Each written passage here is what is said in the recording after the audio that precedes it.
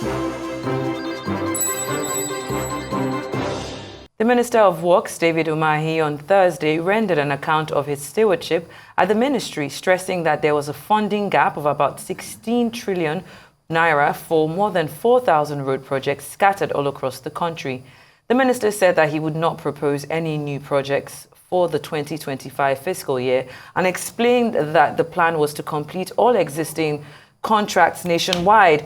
He also mentioned that there are currently over 6 court cases against the Lagos-Calabar Coastal Highway, but assured that the federal government was determined to complete the multi-trillion naira project. Well, Arise News analyst Dayo Sobowale joins us now to offer his thoughts on the development. Welcome to the show, Mr. Sobowale. Yeah, it's a pleasure being here as usual. Good to see you, TGIF. Okay. Well, let's talk about these, these funding challenges and projects prioritization. The minister mentioned the significant funding gap of 16 trillion. When you look at this announcement, what do you make of it? It's trying to talk about infrastructure deficit. You get me? It's normally weighed as a percentage of the GDP. According to the World Bank, it should be 70% of your GDP. But we are so low down there, it's 30%. And it is trying to say that in spite of the constraints, they have so many projects going on, so many thousands of, and that in 2025, they will not have new projects. But they will work on what they have on the ground.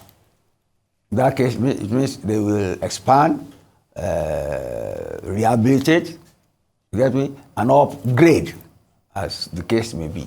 That is what he's trying to talk about. He's talking of capital projects. You see, it is infrastructure that is the lifeline of any nation for economic development. It's just like you need fresh air, you get me, and a good environment to function as a person. If a nation does not pursue its infrastructure deficit and live up to it, the people will suffer, the masses will suffer. And there will be hunger, gnashing of teeth, which led to the sort of protest we had the other time. Let's leave it at that for now. Okay, Mr. Sobowale, let's take a look at the politics of the timelines and, the overlap in projects. Because you look at this type of deficit, 16 trillion of projects that were started and yet to be completed. Of course, they were not started by this administration. They found them there, over 4,000 of them, I believe.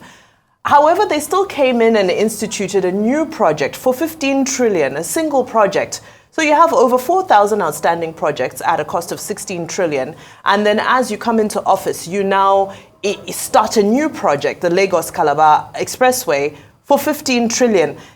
I'm not sure if that adds up or makes sense. What makes a lot of sense. Okay. And you are a witness to it too. Remember when the Buhari administration was going away? You remember many projects they put in the pipeline. And I told you then that these things are social goods. They are things everybody will use eventually. So that is where government is a continuum. And the economic development cannot stop except there is war or anarchy. So there are projects that need to be put in place. Get me? Okay, let's go historical now. The colonialists, when they came in here, they built roads, you get me, to be able to get our raw materials to the ports, and then they turn them there to goods, and they send them back to us. If you go around the country, you still see some of the old roads built by the colonialists, they are still there. But essentially, they use railways, you get me, to transport things down. Since they left, our railways collapsed. And the history is there. There was a chairman of the Nigerian Railways who, instead of improving the railroads, bought trailers, you get me now, and he started using the trailers, and you see, we have not gotten out of that trailer or something. And that's what ruined our road infrastructure. I see roads are like the arteries, see, that bring life to any economy. So I am for it. Let them, as long as the money is not diverted, as long as people like Umahi said, they pay compensation. You get me? And you are talking of Calabar now. There is the one in the pipeline which has been there since Badagry, Sokoto. That's what I'm saying. Right. Is should we have started a new one when there's so many that are outstanding? No, we see every government has its own plan, its own manifesto.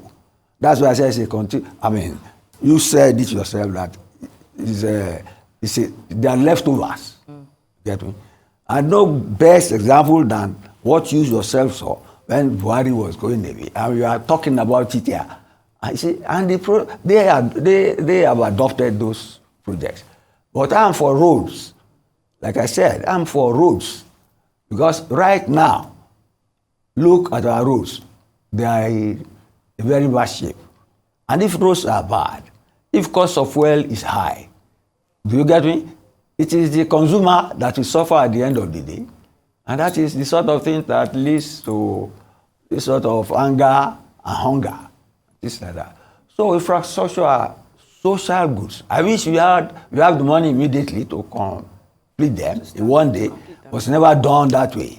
They have their gestation period. Or maybe if we didn't start new ones and just completed them. No, the new one, see, it's a coastal road. You get me? It's the colonialists built north to south to the ports, to the coastal area, because it suited their purposes. But now we own our own country. So we are from the coastal area upwards, which is okay. It's integrated economic development. All right, let's talk about regional focus and equity in regards to this infrastructural project. The minister mentioned a plan to focus on 4 projects per zone for the completion of the 2020-25 budget. Do you think that this approach ensures equitable distribution of infrastructure development across the country, or does it leave us at risk of some regions being underserved? No, you mentioned that it mentioned certain geopolitical areas. That's how you can get equity. Get me? If you have you can't just have infrastructure in one place. And then infrastructure have their own geographical and economic requirements to be cited, where and how. So, and you have 6 geopolitical zones. They have various resources. Right now, the problem we have is that our farms, agricultural farms there's insecurity. They've driven the farmers away. And even in the midst of all these lofty infrastructural goals and ambition, if there's insecurity, they come to naught. Let's pray that we contain our insecurity. Let them build them as long as corruption does not eat into it and things are not put on the ground. I'm for it. It's good for economic development.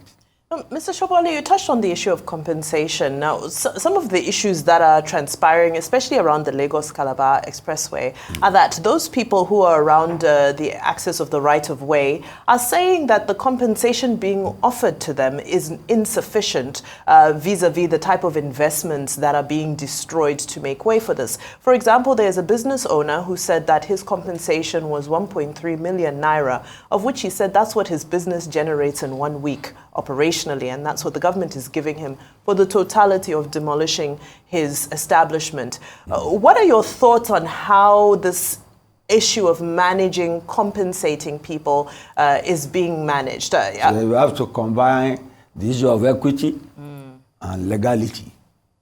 Do you get me? You cannot just say, okay, if you are not happy, go to court. You get me? But like the minister said they are trying to be judicious and equitable, and they are paying compensation based on documents made available and the requirements for compensation. But he said some people have gone to court frivolously, and he doesn't know what they have gone to court for. But then that's litigation. It's inevitable in a situation like this because you can't please everybody. And nobody is happy to be told suddenly that your property is in the way of government road construction. So they should pay adequate compensation. They should listen to the plea of people and as much as possible do what is right. But you see, don't let it be like the case of when Obasanjo was bringing in these turbines to expand electricity. And some people, when the turbine comes there, they say the land is their own, that it belongs to their great-grandfather and things like that. That can be frivolous claims like the Chinese are making with us on many of our projects. So that's the situation. Let those who will assess the documentation and the requirements, let them do it fast and judiciously. That's all. All right, then. Thank you so much, Mr. Dayo Sobowale. We appreciate your time and analysis, of course, here on Newsday. Thank you very much.